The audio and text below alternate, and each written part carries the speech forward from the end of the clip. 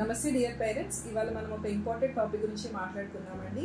Usually చిన్నపిల్లలు ఉన్న ఇంట్లో వాళ్ళు ఫ్రీక్వెంట్గా సిక్ అవుతూ ఉంటారు కాబట్టి మనము కొన్ని రకాల మెడిసిన్స్ అనేవి ఇంట్లో పెట్టుకుంటూ ఉంటాము. ఫీవర్కి సంబంధించినవి కానీ, కాఫ్ కోల్డ్కి సంబంధించినవి కానీ.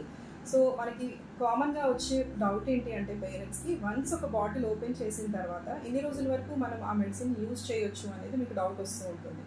సో మనకి మెడిసిన్స్ అనేవి రెండు రకాలుగా వస్తాయండి. ఒకటి డైరెక్ట్గా లిక్విడ్ ఫార్ములేషన్స్లో వస్తాయి. యూజువల్లీ ఈ లిక్విడ్ ఫార్ములేషన్స్లో వచ్చే మెడికేషన్స్ ఫీవర్కి, కోల్డ్కి, కాఫ్కి సంబంధించినవి ఉంటాయి. అండ్ ఇంకొక రకం ఏంటి అని అంటే మనకి పౌడర్ ఫార్ములేషన్లో వస్తాయి. దాంతోపాటు మనకి డిస్టిల్ వాటర్ అనేది ప్రొవైడ్ చేస్తారు. సో దీన్ని మనం దీంట్లో ఈ వాటర్ని ఈ పౌడర్లో మిక్స్ చేసి మనం యూజ్ చేయాల్సి ఉంటుంది. యూజువల్లీ చాలా వరకు యాంటీబయాటిక్స్ అన్ని మీకు ఈ పౌడర్ ఫార్ములేషన్స్లో వస్తాయి.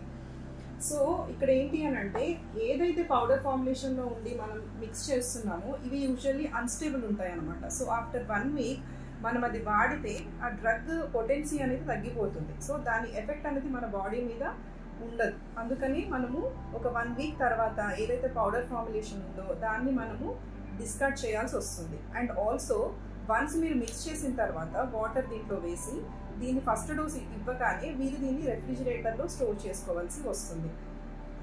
దీని తర్వాత నెక్స్ట్ వచ్చేసి లిక్విడ్ ఫార్ములేషన్స్. ఆల్రెడీ మనకి సిరప్ ఫార్ములేషన్లో వచ్చే వాటినైతే మనం మామూలుగా వన్స్ ఓపెన్ చేసిన తర్వాత దీన్ని మామూలుగా ప్రాపర్గా స్టోర్ చేసుకుంటే, అంటే క్యాప్ ప్రాపర్గా పెట్టి దాన్ని డార్క్ కూల్ ప్లేస్లో మనం తేమలేని ప్లేస్లో మనం పెట్టుకుంటే కనుక మనం దాన్ని ఎక్స్పైరీ డేట్ ముందు వరకు వాడుకోవచ్చు.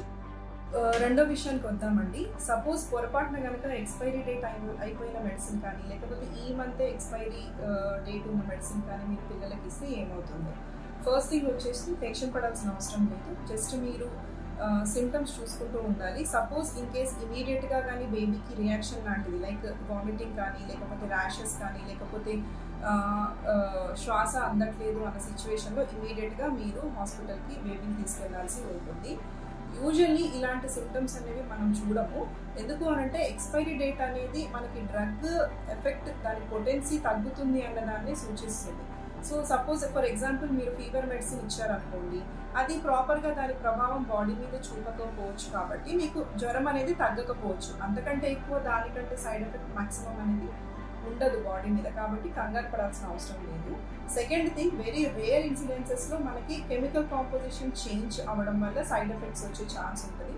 సో మీరు ఇందాక నేను చెప్పిన సైడ్ ఎఫెక్ట్ని జాగ్రత్తగా గమనించుకొని మీరు ఏదైనా ర్యాష్ కానీ, లేకపోతే వామిటింగ్ కానీ, లేదు అని అంటే ఏదైనా శ్వాసకి సంబంధించిన అంటే శ్వాస ఆడట్లేదు అనుకున్న సిచ్యువేషన్ ఉంటే మాత్రం అది డ్రగ్ రియాక్షన్ లాగా మీరు ఇమీడియట్గా తెలుసుకొని మీరు హాస్పిటల్కి పిల్లల్ని తీసుకెళ్లాల్సి ఉంటుంది. Thank you.